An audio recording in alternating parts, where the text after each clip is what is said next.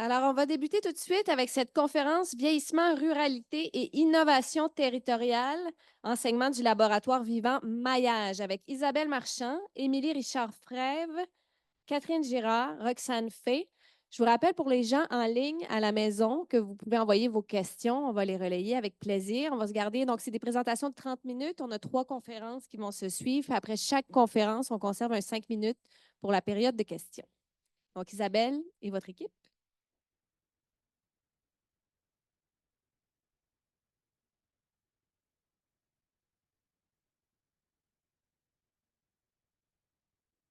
Bonjour à tous et à toutes. Alors, nous sommes très heureuses d'être parmi vous pour vous présenter en fait les travaux du laboratoire et différents questionnements là, qui nous taraudent, qui occupent nos esprits dans l'action. Donc, le titre de notre présentation s'appelle Vieillissement, ruralité, innovation territoriale, quelques enseignements du laboratoire vivant. Alors, je commence Maillage, vieillir dans les Laurentides, donc laboratoire qui s'intéresse aux stratégies, développement de stratégies qui se veulent innovantes pour favoriser le vieillissement chez soi dans sa communauté le plus longtemps possible. Alors, quelques éléments de contexte territorial. Donc, les Laurentides, c'est un vaste territoire là, diversifié, vous vous en doutez bien. Donc, vaste superficie, quelques 7000 personnes là, qui sont réparties dans 8 MRC. On a aussi le plus haut solde migratoire là, interrégional là, depuis la pandémie, donc une région populaire là, qui accueille de plus en plus de personnes, là, notamment retraitées. Et c'est un territoire là, donc, qui se déploie là, justement avec une diversité territoriale. Le lab se concentre dans 2 MRC à caractère rural, donc la région d'Antoine-Labelle, qui vous voyez a une vaste superficie. Donc, juste pour vous situer au niveau de votre géographie, donc à la limite des Hautes-Laurentides, à la limite du parc La Vérandrie, et après, c'est l'Abitibi. Argenteuil, qui est une autre région à caractère un peu plus petite, à caractère rural aussi. Et vous voyez que dans les deux taux, on a quand même une population là, aînée en situation de pauvreté également dans ces 2 MRC. Et c'est des territoires qui sont vieillissants. La ruralité, elle vieillit, donc les personnes sont davantage vieillissantes. Là, on a des taux de vieillissement plus élevés dans plusieurs régions rurales au Québec, et c'est le cas là, des Laurentides. Donc, rapidement, vieillir dans sa communauté rurale. Avec les travaux du lab, on a fait une grande enquête en 2000. Une enquête, on a interrogé une centaine de personnes, proches aidantes, personnes aînées, gestionnaires de services. Donc, pour identifier les enjeux, les besoins qui contrecarrent en fait la possibilité de vieillir dans sa communauté locale le plus longtemps possible. Donc, bien sûr, vous avez différents éléments qui ne sont pas étrangers à d'autres études, notamment les enjeux liés au transport, les services de proximité, le peu de services de proximité qu'il y a dans les communautés locales, rurales, l'isolement, la participation sociale. Bien sûr, ce sont des facteurs qui sont interreliés. L'accès aux services est intimement lié à la capacité de transport. La capacité de transport est intimement liée aussi aux possibilités de participation sociale et d'investir des lieux de sociabilité. Il y a la méconnaissance des services aussi. Donc, quand on est moins impliqué ou quand on est plus exclu au sein du territoire parce qu'on n'a pas de moyens de transport, par exemple, ça amène la méconnaissance des services. Et où on a aussi une offre très limitée en matière de menus travaux et très limitée en matière d'habitat. Donc, il y a peu d'options en dehors de la maison privée. Il y a peu d'options dans plusieurs communautés rurales. On a la littératie numérique, les factures numériques, parce que croyez-le ou non, dans certains territoires, on n'a même pas accès au cellulaire quand on passe dans certains rangs et tout ça. Donc, on est dans des no man's land où on n'a pas de communication avec son extérieur. L'offre limitée en matière d'habitat. Donc, quelques éléments comme ça. Et au niveau macro, nos données montrent en fait aussi que c'est comme on pourrait en faire une analyse écosystémique. Là. Il y a comme des liens entre les politiques publiques, les réformes successives et les éléments, disons, à échelle plus méso, là, des facteurs qui contrecarrent le vieillissement en ruralité. Donc, les objectifs du lab, rapidement, identifier les besoins des personnes aînées pour vieillir le plus longtemps possible dans leur communauté, bien sûr, avec des conditions favorables. Donc, la première étape qui a été faite via l'enquête, idéer et co-créer des solutions expérimentées, des solutions, des initiatives. Mes collègues vont vous en parler. On va discuter de ça dans la suite de la présentation et développer un écosystème de recherche, action, intervention dans une région où il y a peu de recherche, action participative là, qui se fait avec, par contre, des acteurs bien engagés qui veulent faire des choses. Donc, le cadre méthodologique, rapidement, notre démarche change dans une démarche de recherche-action participative, donc une démarche collaborative, une démarche intersectorielle, et ça s'opérationnalise via la pensée design ou qui se décline dans un processus là, itératif de 5 temps, donc l'identification des besoins. Je viens d'en parler avec l'enquête, idée, donc idée, co-créer, qu'est-ce qu'on peut faire à partir des solutions, des besoins qui ont été identifiés et de prototyper, tester des réelles initiatives dans les terrains, dans les environnements, les vrais environnements des personnes concernées. Voilà. Pardon. Alors, je laisse la parole à Roxane qui va vous présenter les différentes activités. Oui, bonjour. En fait, pour vous permettre de vous situer là, quand on va plus proche. Bon, je pourrais. OK. Donc, pour vous permettre de vous situer dans les enjeux et les réflexions qu'on va vous présenter, je vous fais un petit résumé des 3 années du Lab. Présentement, on est à la fin de notre année 3 qui se termine d'ici quelques semaines. Donc, la première année du Lab qui a commencé en septembre 2022, on s'est vraiment concentré sur la cueillette de données. Donc, on est allé rencontrer les gens dans les Laurentides sur le terrain. On a rencontré des organismes locaux. On a aussi rencontré des personnes proches aidantes, des personnes aînées, puis des gestionnaires qui sont impliqués auprès des personnes aînées dans les Laurentides. Et puis, on a terminé l'année avec une co-interprétation des données. Donc, on a réuni une dernière fois tous ces partenaires-là et puis on a présenté un petit peu les résultats préliminaires. On a discuté de tout ça. C'est comme ça qu'on a terminé l'année. Ensuite, pour notre année 2, on a commencé par analyser finalement plus en profondeur ces données-là.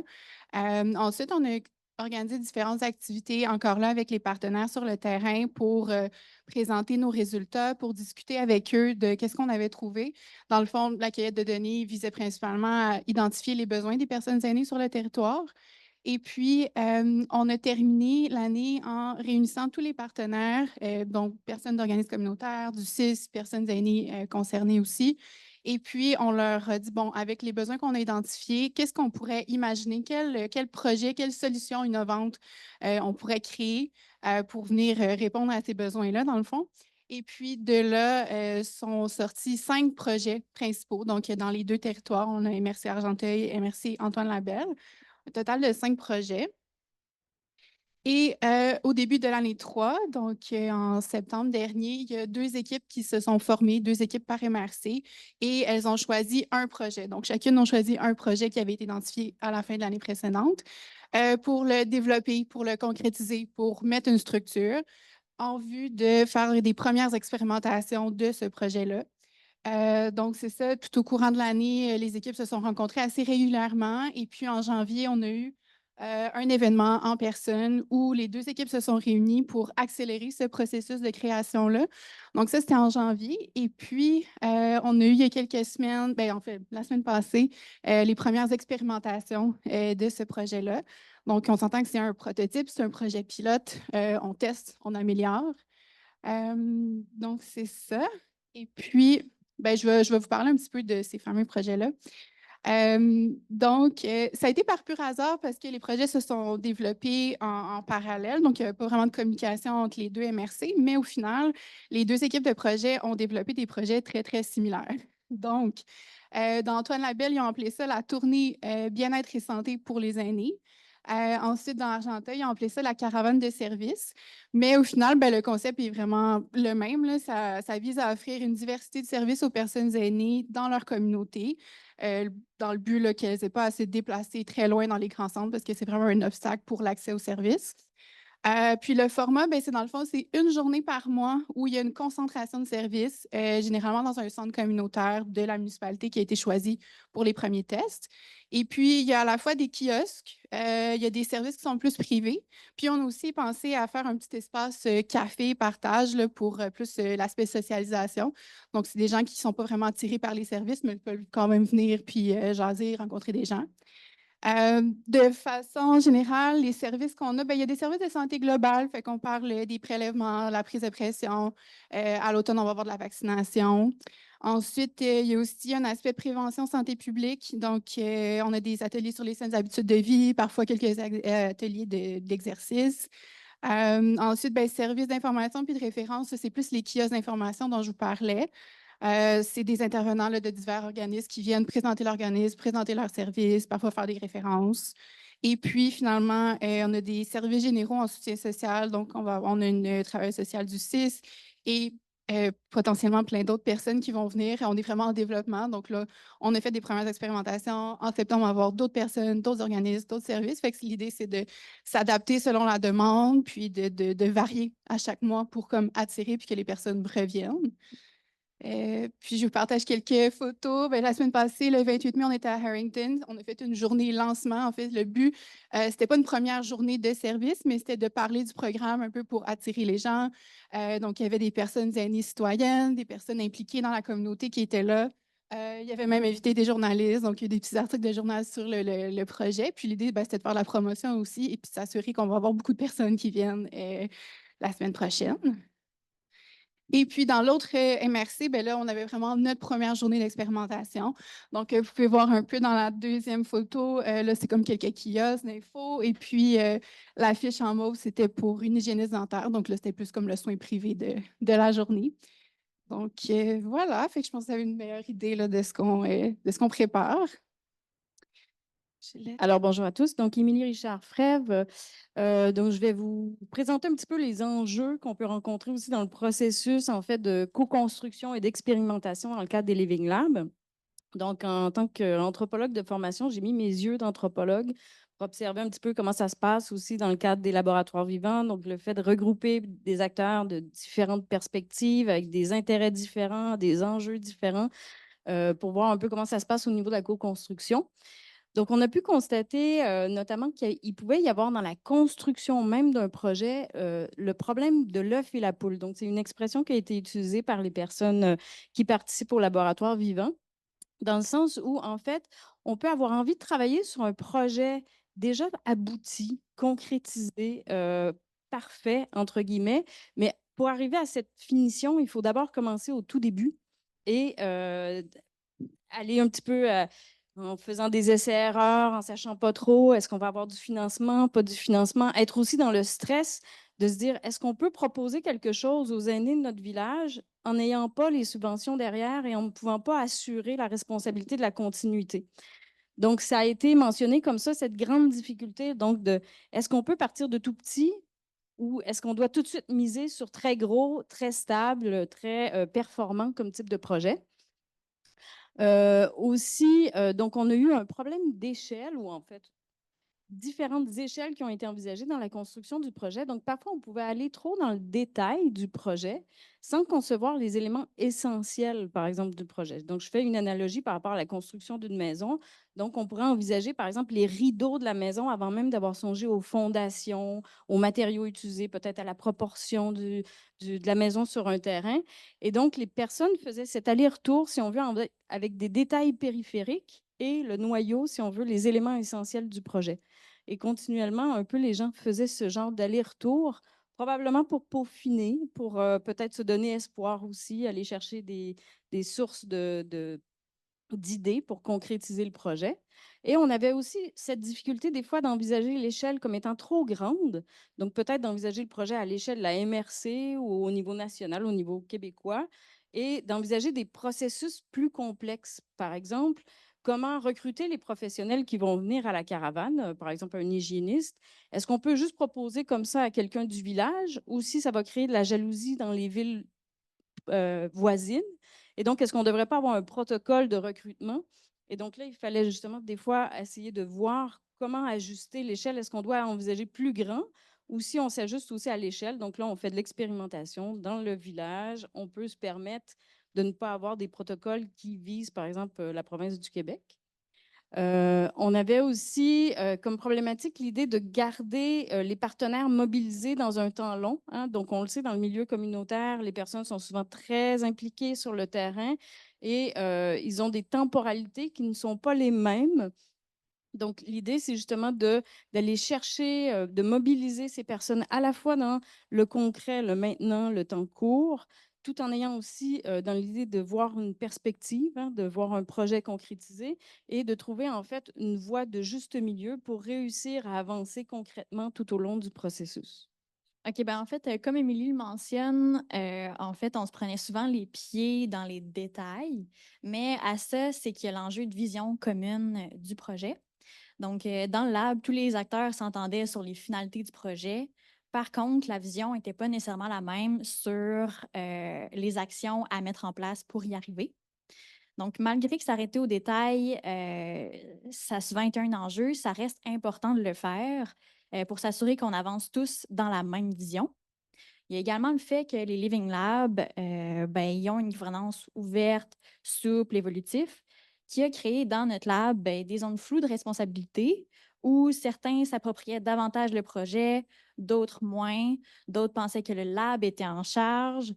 Donc, il y a également le défi de vision commune quant au rôle et responsabilité de chacun dans l'équipe. Évidemment, tout ça, ça prend place dans un contexte. Le processus de co-construction nécessite une forte implication des acteurs locaux. Toutefois, tout le monde est débordé. Nous, on travaille avec le CIS, avec les coupures budgétaires, les organismes qui sont financés par projet plutôt qu'à la mission, qui ça fait en sorte que tout ce contexte-là, les organismes, tout le monde, en fait, sont surchargés. Alors, en fait, ça devient difficile de conserver les ressources humaines puis de bâtir ensemble. Donc, dans le lab, ce contexte-là a fait en sorte qu'on a dû adapter notre rythme au rythme et la capacité du milieu. Et ça apporte aussi le défi d'avoir la difficulté à trouver des porteurs de projets, des acteurs là, qui lèvent la main pour qu'on puisse mettre en place ces projets-là, faire les demandes de subventions, etc. Puis, un dernier enjeu qu'on a vécu, c'est la mise en place du processus de co-construction. La posture d'animation qu'on portait, c'est souvent décrit comme une zone grise entre facilitation et intervention. Puis c'est ce qu'on a vécu. Évidemment, le lab existe dans un contexte sociétal où il y a différentes dynamiques de pouvoir auxquelles il faut faire attention pour réussir à mettre en place la démarche d'horizontalité qui est voulue en Living Lab. Donc, par exemple, on sait que les savoirs scientifiques restent souvent dominants. Alors, nous, on a travaillé à déconstruire l'idée du chercheur qui sait, puis des communautés qui doivent apprendre. Dans le lab, on essaie d'utiliser en fait là, des méthodes d'animation qui permettent à tout le monde, au plus grand nombre, là, de capter les différentes nuances et tout ça, code, concept. Puis pour être le plus vigilante possible aux différentes dynamiques de pouvoir qui peuvent s'installer, qui sont pernicieuses en société, on a utilisé en fait la réflexivité. On faisait des rencontres d'équipe à la fin de chacune des rencontres de co-construction pour partager nos impressions. On a également la magnifique Émilie qui nous fait des observations dans chacune des espaces de co-construction. Puis, moi, je prends des prises de notes aussi de toutes les rencontres. Donc, avec tout cet espace-là, on essaie là, de créer un tour d'horizon de vigilance. Pour conclure, quels sont les apports de cette démarche de Living Lab?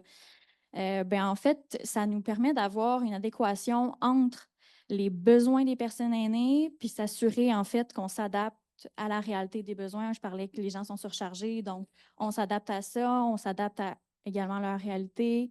Et donc, ça nous permet là, de s'assurer qu'on répond selon les ressources, mais aussi selon les besoins pressants des gens. Donc voilà, comme on le mentionnait, l'idée, c'est d'être à la fois agile et itératif, donc de s'adapter, de s'ajuster un petit peu au terrain, aux réalités, pour essayer d'avancer le plus possible dans la construction du projet.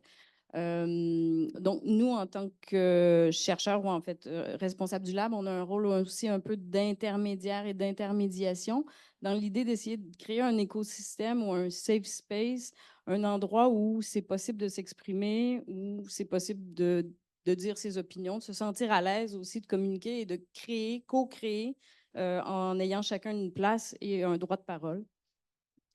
En fait, on est très chanceux là, de pouvoir compter des personnes aînées directement concernées dans notre équipe de projet. Ça nous permet, comme je mentionnais, de répondre aux besoins, de s'assurer d'avoir leur perspective, qui est souvent différente de la nôtre. Là, donc, ça ajoute vraiment un beau grain de sel. Puis aussi, là, de s'assurer que les résultats de nos recherches en aillent vraiment aux besoins, aux gens, plutôt que nous, on les garde, parce que vous l'avez souvent entendu dans nos tours d'ivoire. Alors, ouais.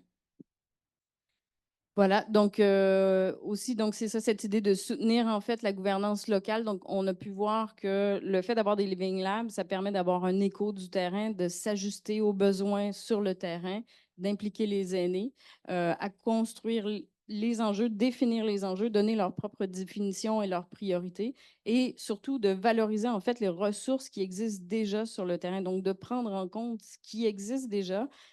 Par exemple, dans les 2 territoires, on avait déjà des clubs d'âge d'or ou l'équivalent. Donc, on s'est greffé pour faire les expérimentations sur ce qui existait. Tu sais, on n'a pas réinventé la roue non plus. Et c'est de prendre en compte toutes ces ressources, toutes les personnes qui sont impliquées, ce qu'ils peuvent apporter, et s'ajuster à ça pour co-construire avec elles.